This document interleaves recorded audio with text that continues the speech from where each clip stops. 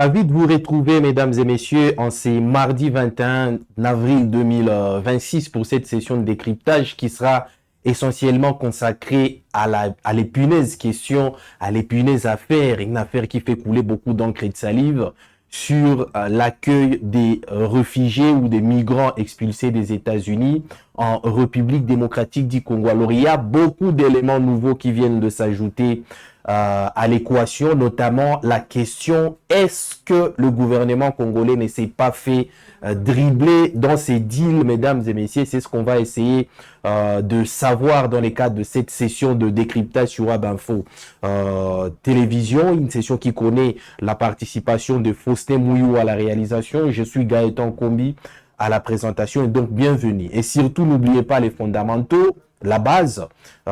Dites-nous à partir d'où vous nous suivez, mais également donnez-nous votre point de vue. Pensez-vous que le gouvernement congolais s'est fait dribbler dans ces deals puisqu'il y a de nouveaux éléments qui viennent, n'est-ce pas, planter vraiment anguille sous roche? On se pose des questions sur notamment qui finance, n'est-ce pas, cet accueil voilà, cet hébergement de réfugiés chassés des États-Unis en République démocratique du Congo. Et l'autre équation, c'est quel rôle ou quel profit la RDC tirera dans cette affaire. Voilà donc des questions sur lesquelles on va tabler, mesdames et messieurs. Et comme je venais de vous les dire, faites comme vous le faites souvent, c'est-à-dire donnez-nous vos différents points de vue en nous disant à partir d'où vous nous suivez également. Alors, il faut d'abord que nous partions du contexte, puisque c'est depuis le 5 décembre dernier que le gouvernement congolais, à travers notamment la ministre des Affaires étrangères, Thérèse Kayikwamba, avait annoncé sa décision d'accueillir le réfugié ou les migrants expulsés des États-Unis d'Amérique. Alors, vous savez tous avec la politique migratoire des États-Unis qui s'est encore plus atrophiée ou qui s'est encore plus, comment dirais-je, restructurée. Il y a eu beaucoup de restrictions depuis l'avènement au pouvoir de Donald Trump, qui est quelqu'un de la droite, qui ne veut quasiment plus des migrants dans son pays. Et donc, Donald Trump a essayé un peu de pactiser avec plusieurs nations, notamment des nations africaines qui lui sont partenaires, afin, n'est-ce pas, de trouver où déverser ou reverser les migrants, les sans-papiers, notamment, mais également comment dirais-je, des gens qui étaient quasiment en errance aux États-Unis d'Amérique, au lieu de les, n'est-ce pas, rapatrier directement chez eux.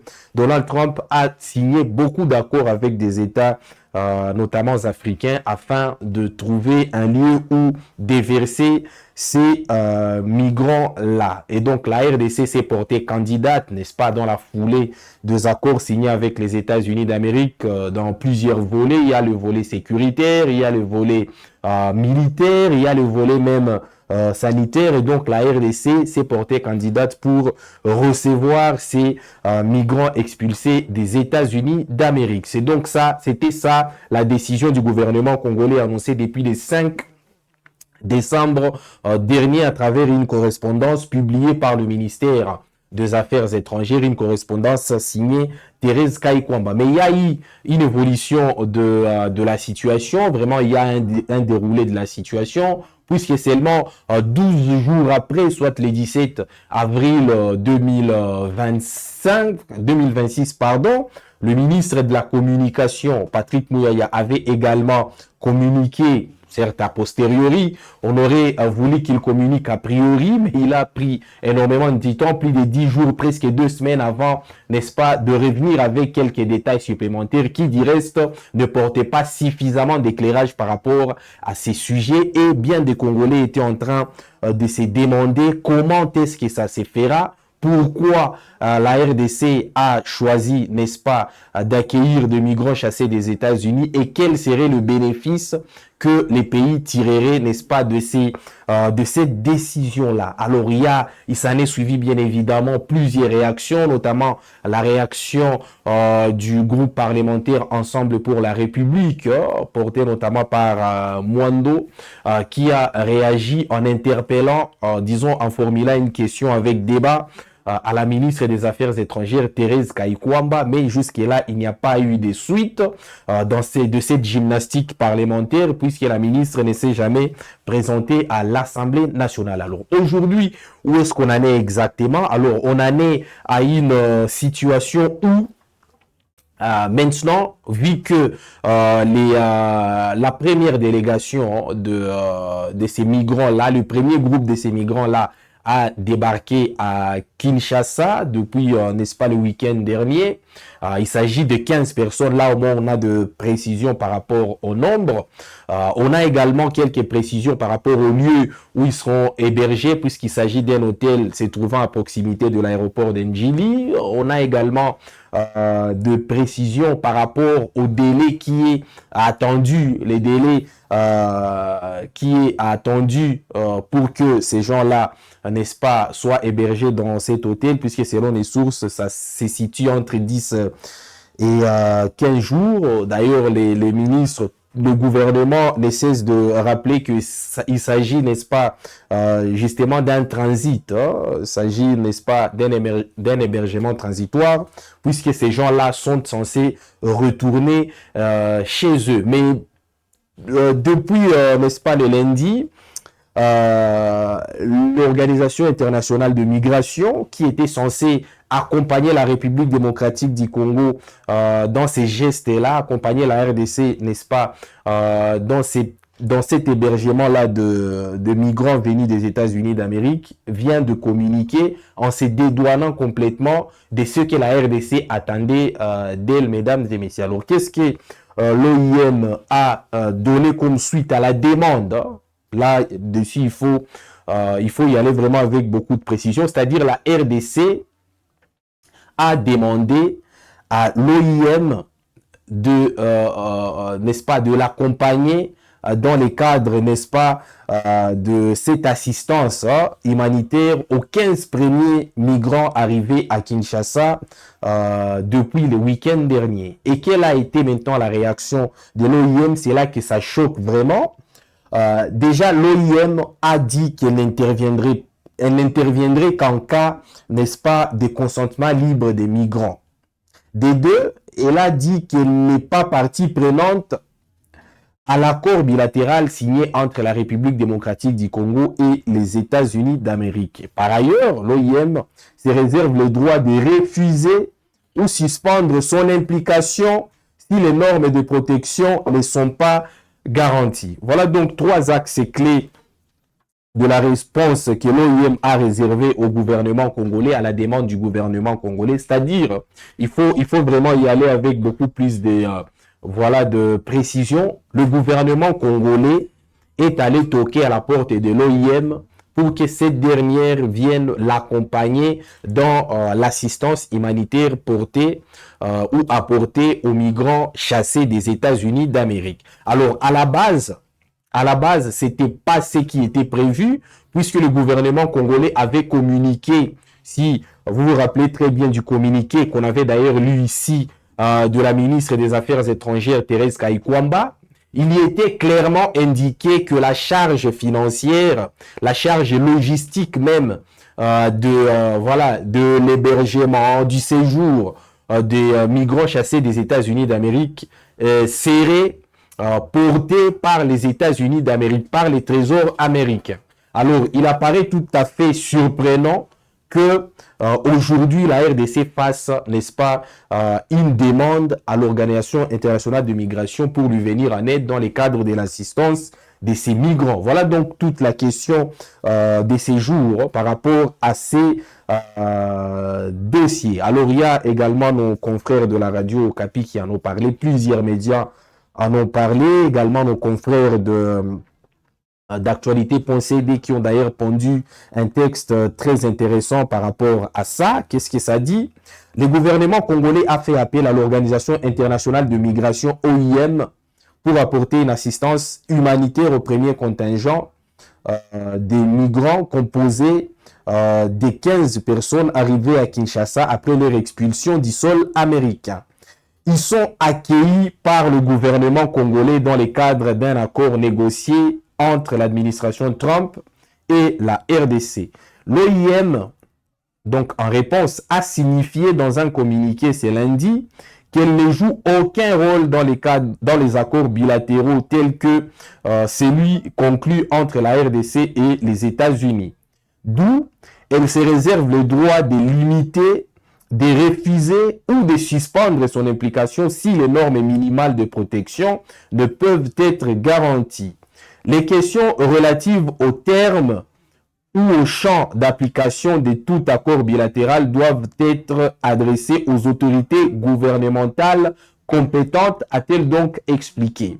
Cependant, au-delà d'une assistance fondée sur les besoins et sur des évaluations individuelles, l'organisation dit qu'elle peut proposer une aide au retour volontaire aux migrants qui en font la demande conformément à son mandat et au cadre juridique applicables. Cette agence de l'ONU, c'est-à-dire l'OIM, chargée des migrations, a néanmoins précisé qu'elle n'assiste que des retours strictement volontaires, lesquels reposant sur les libres consentements préalables et éclairés des personnes concernées. D'après la première ministre qui est intervenue récemment à la télé française, la TV5, une interview d'ailleurs, disons une intervention teintée de beaucoup de manquements, beaucoup de fautes, beaucoup d'erreurs également. Judith Souminois, qui a choisi TV5 Monde pour s'exprimer pour la première fois sur ces sujets, a affirmé que ce nouvel accord est un service que la RDC rend aux États-Unis d'Amérique, mais a également reconnu ignorer les nationalités des personnes venues dans le premier lot, mesdames et messieurs. Dans la mise en œuvre de la première phase opérationnelle de cet accord, de ce nouvel accord, un premier contingent composé de 15 personnes était arrivé vendredi à Kinshasa pour un court séjour conformément à la législation nationale relative à l'entrée et au séjour des étrangers, ainsi que des engagements internationaux librement souscrits par la République démocratique du Congo, avait déclaré le gouvernement. Il avait également précisé l'opinion qu'il ne sera nullement question d'un mécanisme d'installation durable à Kinshasa, ni d'une quelconque relocalisation permanente, mais plutôt d'un dispositif revêtant un caractère strictement transitoire, temporaire et limité dans les temps. Cependant, le nombre exact des migrants expulsés à accueillir reste flou, ni le pays d'origine de ces personnes déjà à Kinshasa. Ce nouvel accord conclu avec les États-Unis fait néanmoins jaser l'opinion, la société civile ainsi que les organisations des droits de l'homme. Ils redoutent la redite des événements de 1994 dans l'est de la RDC lorsque le gouvernement avait décidé d'ouvrir les frontières aux minorités qui, n'est-ce pas, disons, aux gens qui fuyaient le génocide au Rwanda. Voilà donc c'est que l'économie de cette dépêche nous produite par nos confrères d'actualité.cd. Alors il y a plusieurs enseignements qu'on peut en tirer, notamment déjà comment dirais-je, les trous d'information de la première ministre Judith Souminois concernant plutôt les dispositions clés de ces gestes que lui considère comme un service rendu aux États-Unis d'Amérique. La première ministre a montré des insuffisances sur les informations concernant le nombre de réfugiés qui doivent être, n'est-ce pas, accueillis en RDC, mais également leur nationalité d'origine. Alors, il y en a qui viendront du Venezuela, du Pérou, de la Colombie, et donc la première ministre a prouvé suffisamment que le gouvernement n'a pas suffisamment d'informations concernant ces migrants qui vont atterrir à Kinshasa. Et maintenant, ce qui nous concerne aujourd'hui, c'est ces nouvelles révélations, ou disons cette réponse de l'Organisation internationale des migrations qui vient de, n'est-ce pas, d'envoyer balader, si on peut utiliser cette expression, qui vient de refuser de venir en aide à la République démocratique du Congo dans sa demande d'accompagnement dans le cadre de cette assistance aux migrants. C'est-à-dire l'OIM dit qu'elle ne peut intervenir dans ces contrats signés entre les États-Unis d'Amérique et le gouvernement congolais qu'en cas de demande explicite des migrants, demande explicite et volontaire des migrants de rentrer chez eux. Dans les cas contraires, l'OIM ne va intervenir ni de près ni de loin. C'est ce que on peut, n'est-ce pas, conclure par cette, n'est-ce pas, par cette réponse de l'OIM qui n'a pas, n'est-ce pas, accédé à la demande du gouvernement congolais qui voudrait que l'OIM lui vienne en aide. Alors, comment, c'est ça la question principale, qui fait d'ailleurs l'objet de cette émission qui se veut également être une interrogation, comment le gouvernement congolais demande l'assistance de l'OIM pendant que le gouvernement congolais a déclaré récemment que toute la charge en termes financiers, logistiques et dans d'autres registres serait portée par les États-Unis d'Amérique qui ont d'ailleurs demandé à ce que la RDC puisse, n'est-ce pas, accueillir ces migrants chassés, n'est-ce pas, de son sol. Alors, comment aujourd'hui c'est l'assistance de l'OIM que le gouvernement congolais demande? C'est la question qu'on vous pose également, mesdames et messieurs, puisque selon nos informations, les informations dont on dispose sur les dossiers, pour chaque migrant, il y a une cagnotte qui est généralement, n'est-ce pas, versée à l'État qui décide de les accueillir.